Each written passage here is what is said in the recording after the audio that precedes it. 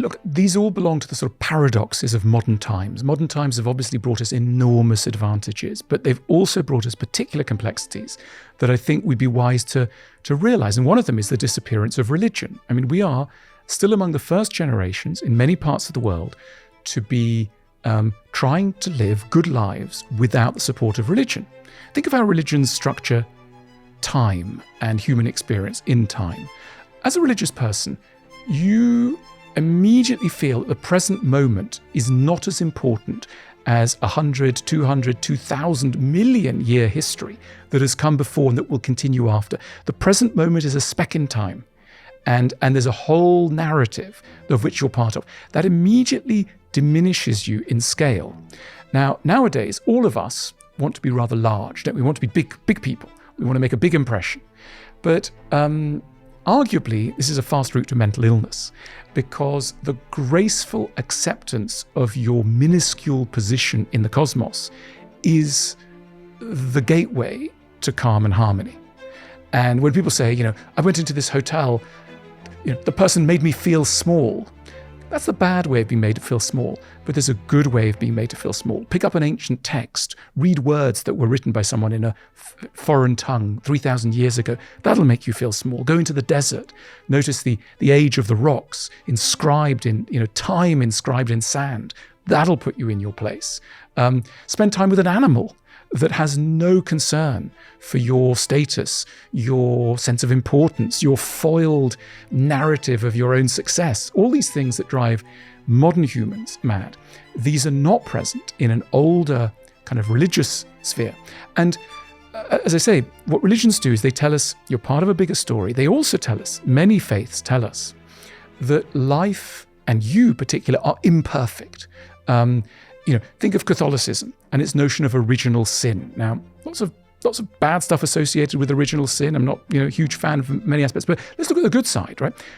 What Catholicism tells us is that everybody's broken. Everybody is flawed.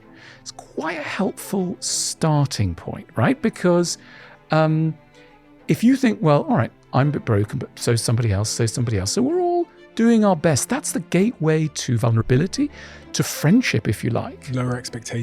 Lower expectations, but also to connection with others.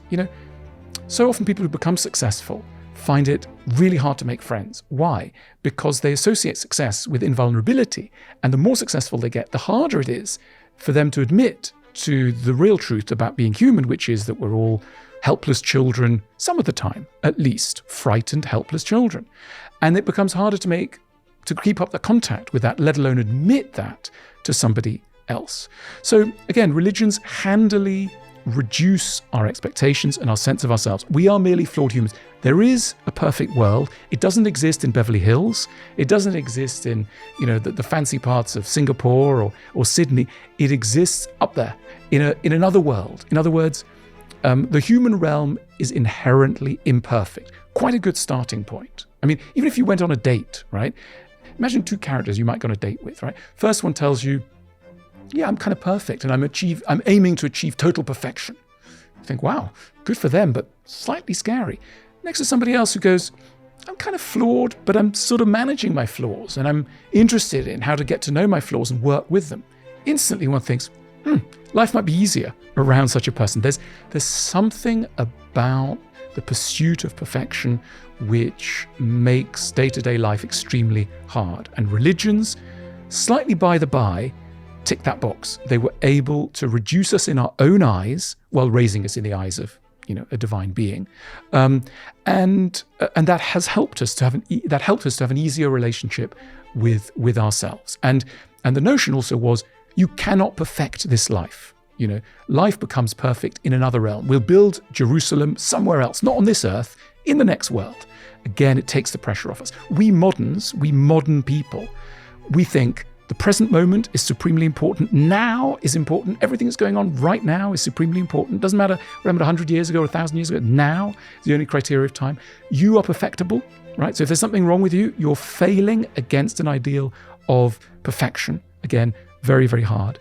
And that you are made, the biggest challenge of all, you're made to be happy. as you suggested, that the true goal of every human is happiness, not fulfillment, not the realization of a grand scheme, not living for others, your own happiness.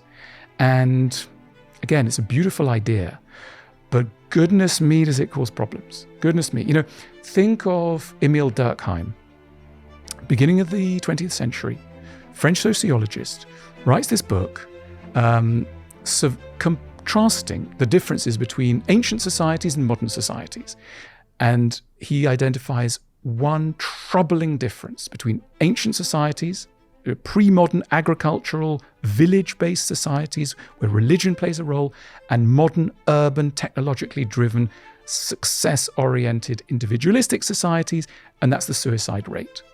He realizes in his book on suicide, published in 1900, that modern societies, for all their advantages, leads their members, a share of their members, often the most ambitious of their members, to take their own lives. Why? What's going on? And this becomes, it's the birth of modern sociology, really. It becomes a major inquiry into what modern times does to the soul. And I'm deeply fascinated by that. I can't let that one go.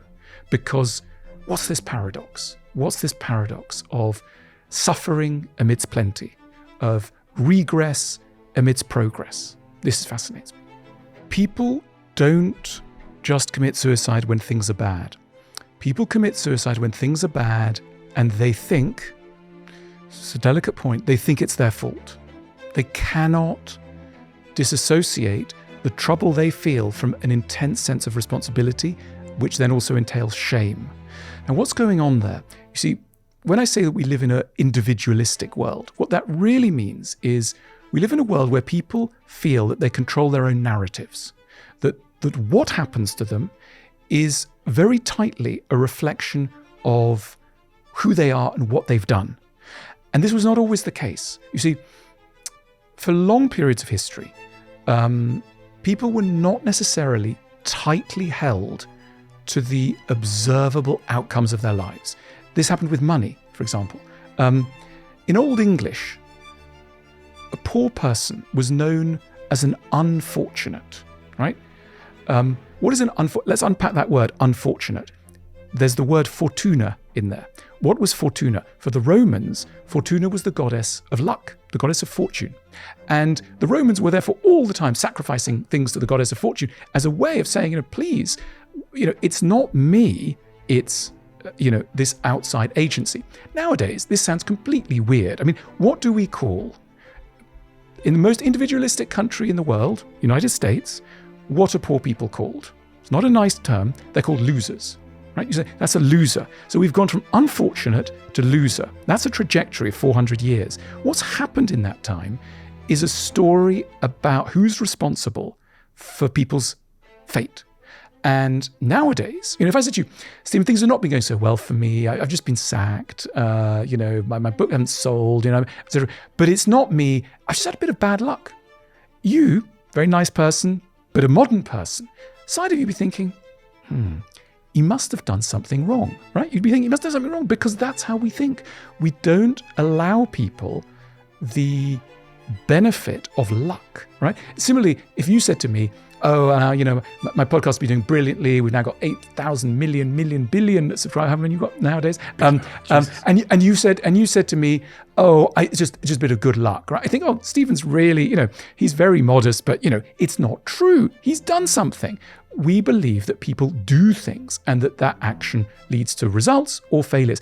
And that's why people take their own lives, because in extremis, people think there is nothing other than me to explain what happens to me. Of course, the reality is much more complicated. I'm not saying that's the truth, but that is the perceived truth. Look, we live in a world that is meritocratic, right? That word, meritocracy, is on everybody's lips. If you take politicians, left and right, in the United States, all over the world, everybody wants to create a world that is meritocratic. Some people think we've already got there. What does that word mean? I don't know.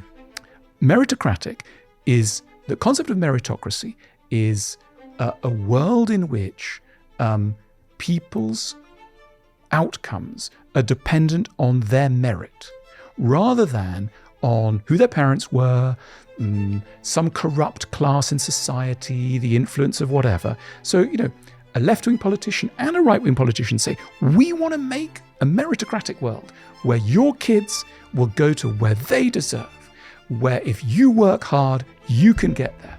And, where everyone has a chance to succeed. You know that kind of rhetoric. Yeah. It's the rhetoric of modern times.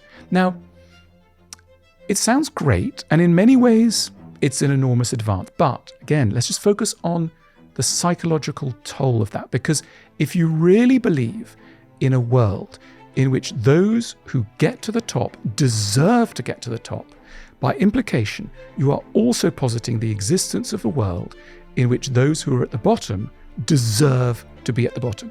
In other words, a meritocratic worldview turns success and failure from chance to a necessary fate. And that's why it makes the winners quite hard, potentially, quite heartless, because they're thinking, well, I got there on my own. Don't need to thank anybody. Might not need to pay many taxes. Why pay taxes? It's fine. And similarly, those at the bottom are kind of crushed. So we've created this very complicated ideology where there's a hidden toll